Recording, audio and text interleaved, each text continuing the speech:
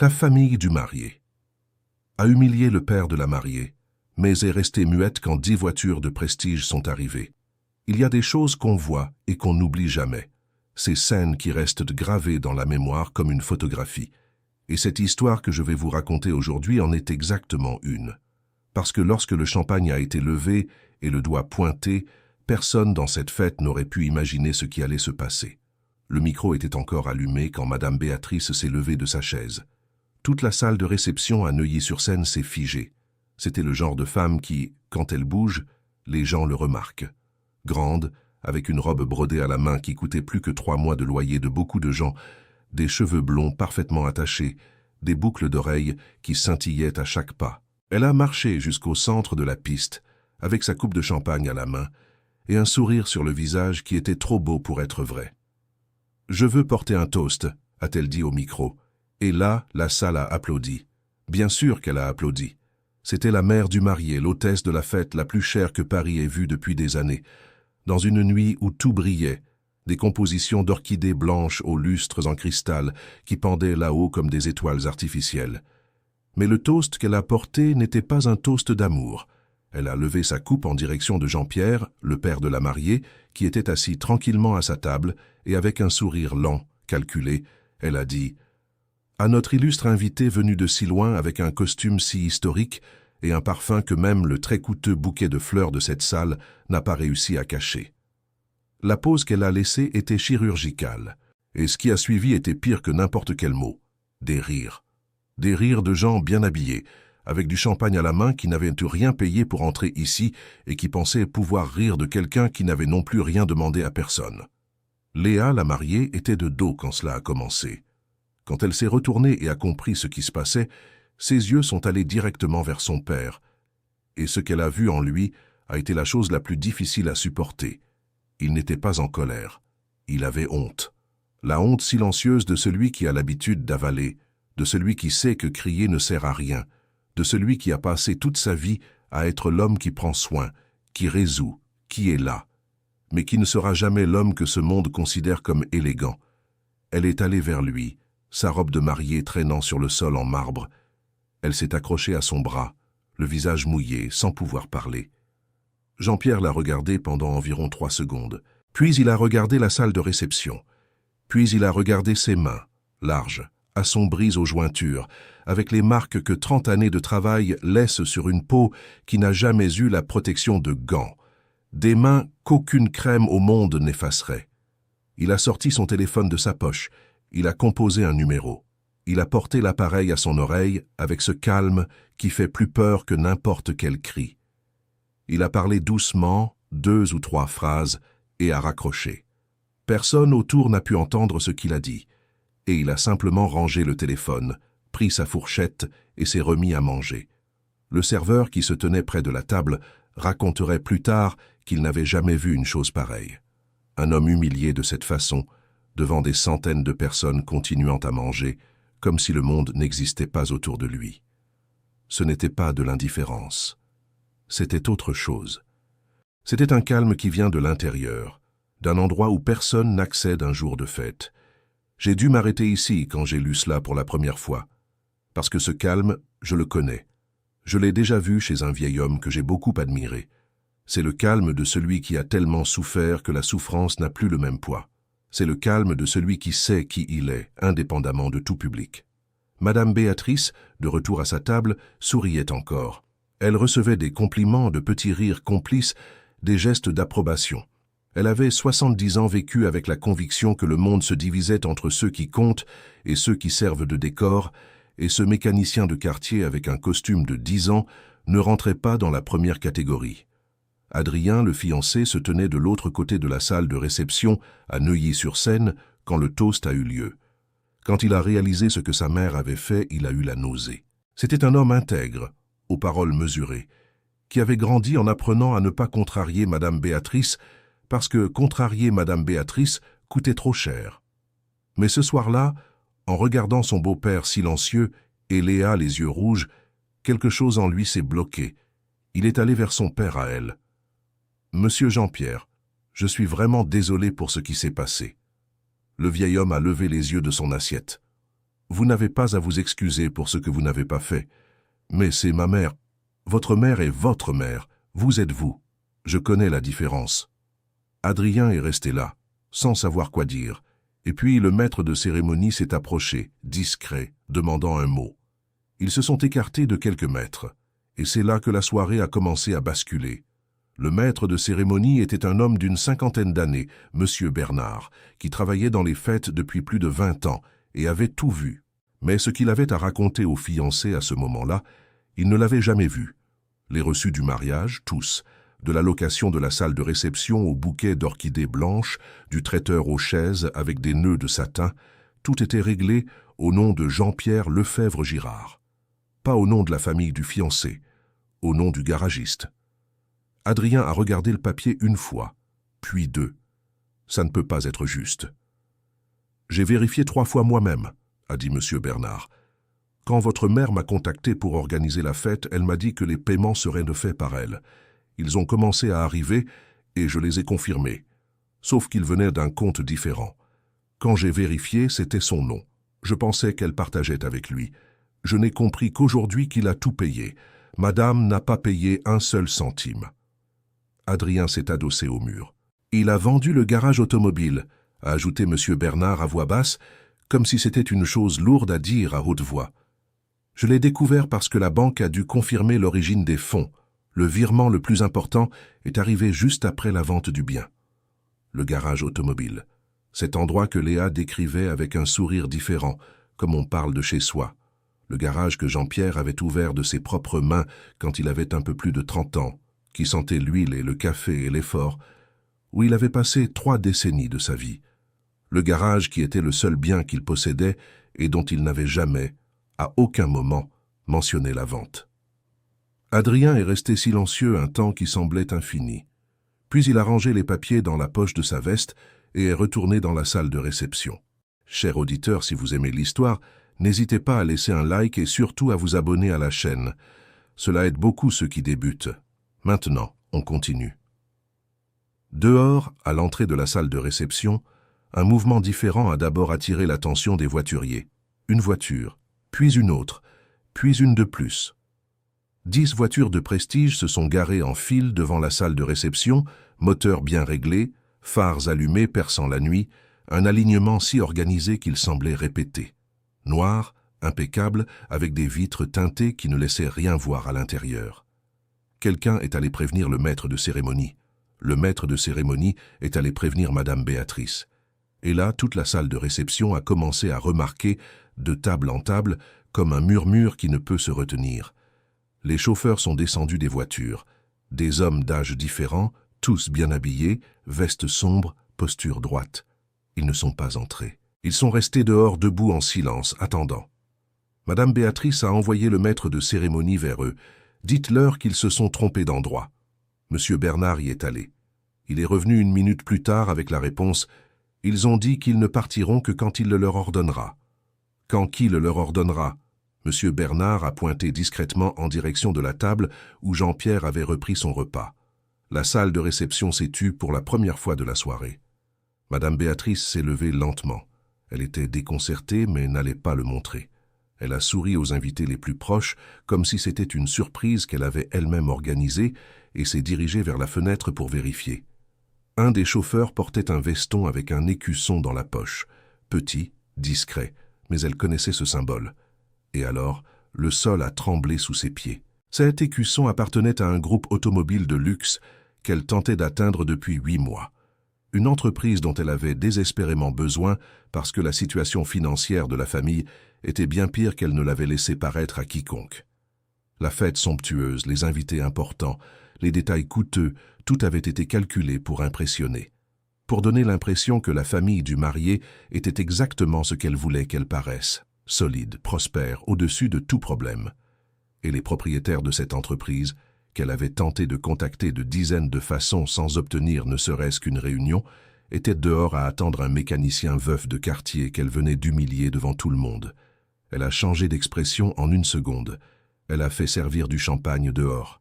Les chauffeurs ont refusé poliment. Elle a envoyé un autre serveur avec un plateau différent. Ils ont refusé de nouveau, ils sont restés à attendre. Léa a trouvé son père dans le jardin latéral de la salle de réception, à Neuilly-sur-Seine, un petit endroit avec 2 bancs en pierre et une fontaine dont personne ne se servait. Elle était sortie sans que personne ne la voie, tenant le bouquet à 2 mains, comme si elle avait besoin de quelque chose à quoi s'accrocher. Papa. Il était assis, le téléphone rangé, regardant la fontaine. « Qui sont ces hommes, papa ?» Il est resté silencieux un instant, puis il a dit « Ce sont mes garçons ». Et ce qui a suivi, Léa l'a entendu par morceaux, parce qu'elle pleurait tellement que parfois les mots arrivaient brouillés. Jean-Pierre a commencé à travailler au garage automobile quand il avait 32 ans. Il a commencé seul avec un loyer qu'il arrivait à peine à payer, dans une rue de quartier qui n'était celle de personne d'important. Mais au fil des ans, des garçons ont commencé à arriver, parfois envoyés par une voisine qui ne savait plus quoi faire de son fils. Parfois il venait seul, en tongs, demandant s'il avait besoin d'aide pour balayer. Il n'en a jamais renvoyé aucun. Il leur a appris ce qu'il savait, pas seulement la mécanique. Il apprenait à arriver à l'heure, à regarder dans les yeux celui qui vous parle, à ne pas mettre dans sa poche ce qui ne vous appartient pas, à terminer ce qu'on commence. Il a pris de l'argent sur son propre déjeuner quand il a dû payer le transport de l'un d'eux qui habitait loin. Il ne l'a raconté à personne. Ils étaient 10.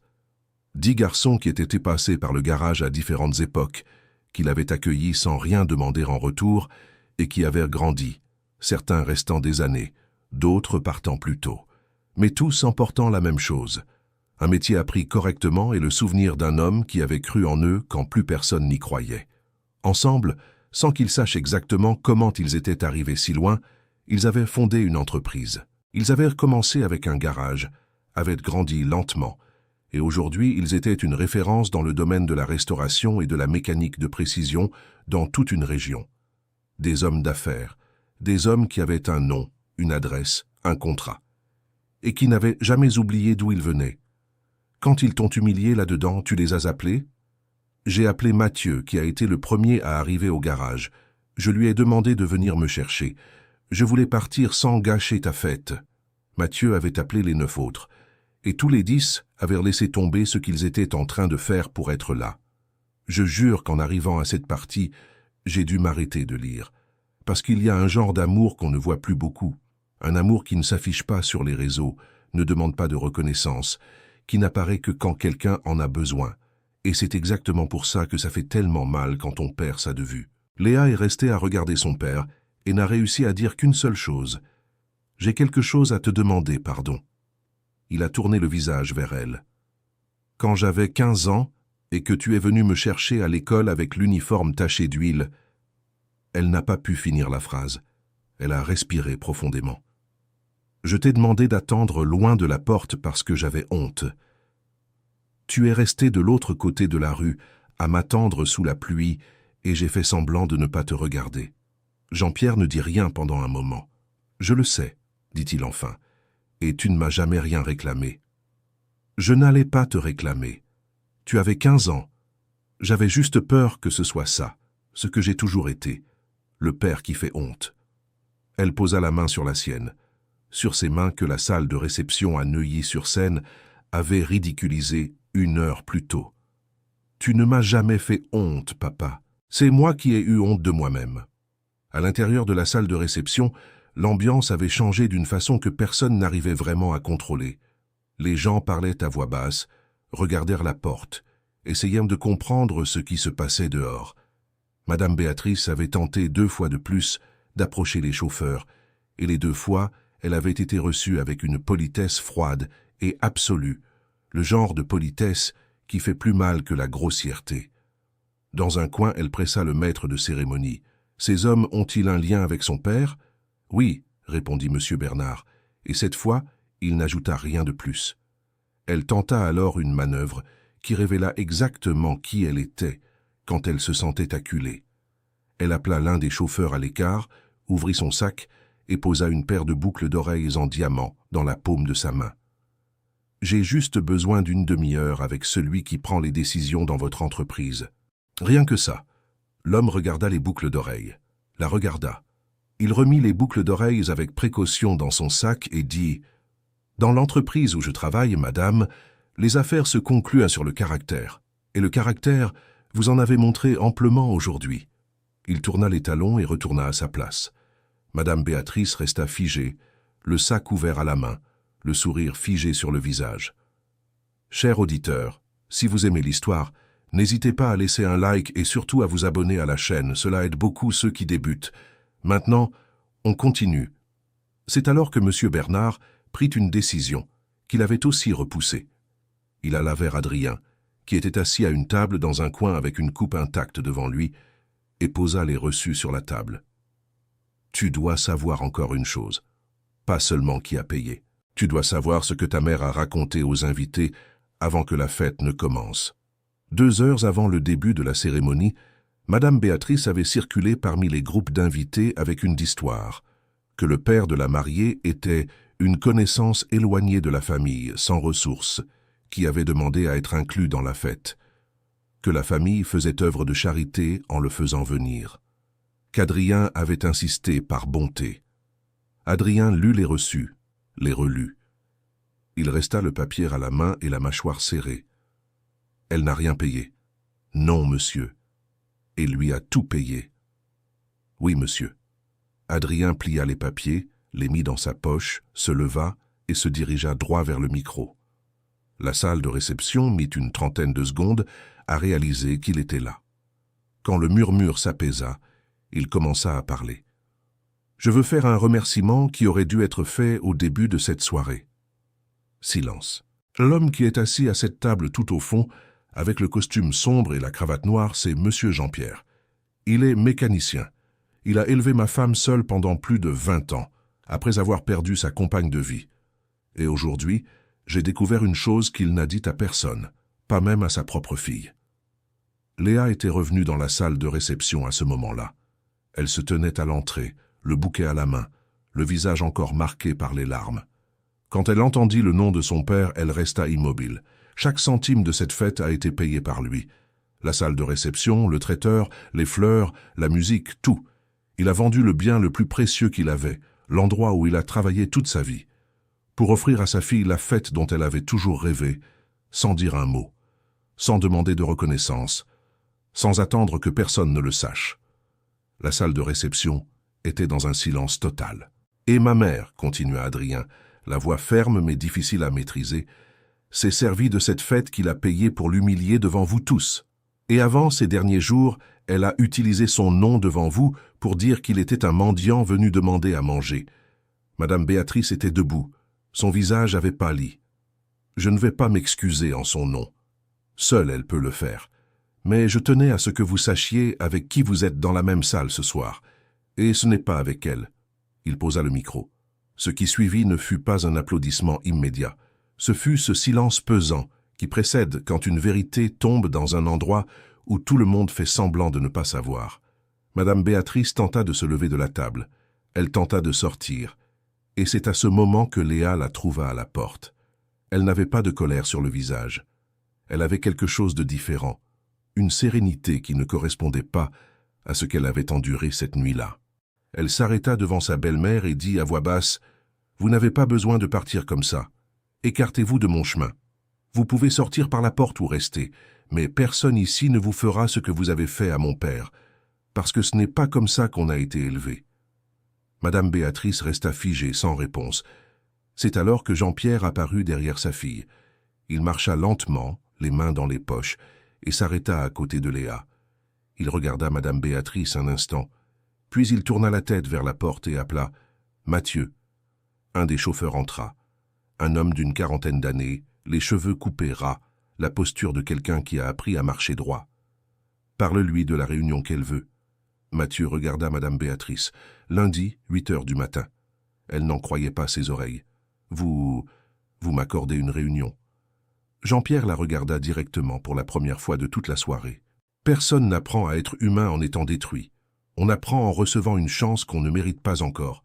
J'ai appris ça au début de ma vie. Je l'ai transmis à mes garçons. Je le transmets maintenant. Il retourna à sa table. Un par un, les 10 hommes entrèrent dans la salle de réception à Neuilly-sur-Seine. Et ce qui se passa dans les 20 minutes suivantes fut une chose que les invités de cette fête raconteraient encore des années plus tard. Chacun d'eux, à son tour, alla au micro. Et chacun raconta en quelques mots ce que Jean-Pierre avait fait pour sa vie. Mathieu raconta qu'il avait 12 ans quand il arriva au garage automobile, qu'il n'avait nulle part où manger et que Jean-Pierre n'avait jamais rien demandé. Il avait juste mis une assiette devant lui. Un autre, Hugo, raconta qu'il était sur le point de suivre une mauvaise voie quand le vieux l'avait rappelé, en disant qu'il savait ce qui se passait et qu'il y avait une place qui l'attendait. Un troisième, Quentin, le plus jeune, dit seulement une chose. Il a enseigné que le travail d'une personne n'a pas de mauvaise odeur, il a de la dignité. Madame Béatrice pleura. Elle ne pleura pas devant un public. Elle pleura sans que personne ne fasse attention à elle, dans un coin de la salle, avec sa robe brillante et ses boucles d'oreilles en diamant, et toute cette armure qui n'avait servi à rien cette nuit-là. La fête se termina différemment de son début. Les 10 voitures s'alignèrent dehors une dernière fois, non pas pour partir, mais pour former un cortège. Quand Léa et Adrien sortirent de la salle de réception, en tant que mari et femme, avec Jean-Pierre à côté de sa fille, les voitures les attendaient avec les phares allumés et les vitres ouvertes, et elles klaxonnèrent ensemble lorsque le trio passa, un hommage bruyant et joyeux à l'homme au costume ancien. Jean-Pierre rit, un rire de quelqu'un qui n'avait pas ri ainsi depuis longtemps, avec les dents, avec la poitrine. Ce que je vais raconter maintenant arriva quelques mois plus tard et c'est la partie qui me touche le plus dans toute cette histoire. Les 10 apprentis, sans se concerter avec personne, localisèrent le garage automobile qui avait été vendu.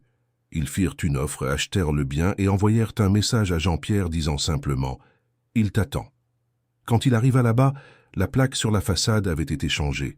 Là où se trouvait auparavant le nom commercial qu'il avait choisi quand il avait 32 ans et rien dans les poches, il était maintenant écrit « Centre de formation professionnelle, Jean-Pierre Lefebvre » et en dessous, en lettres plus petites, « Forme des gens depuis toujours ». Il est resté immobile sur le trottoir à regarder la plaque pendant un temps qu'il n'a pas pu mesurer. Le centre de formation professionnelle. Jean-Pierre Lefebvre a ouvert ses portes 3 mois plus tard. Il accueillait des garçons du quartier, les mêmes types que Jean-Pierre avait reçus des décennies plus tôt, sans but, sans ressources, mais avec 2 mains disponibles et toute une vie devant eux. Les 10 anciens apprentis se relayaient pour donner des cours. Léa s'occupait de la partie administrative. Adrien organisait des partenariats avec des entreprises de Paris.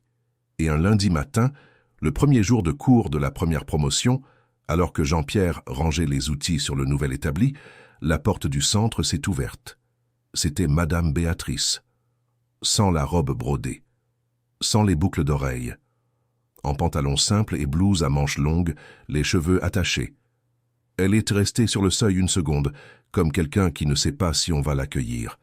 Jean-Pierre l'a regardée de loin. « J'ai apporté du café », a-t-elle dit en soulevant une bouteille thermos, « si tu en as encore besoin. » Il est resté silencieux un moment. Puis il a montré la petite table dans le coin de la salle et a dit « La tasse est dans le placard. » Elle est entrée.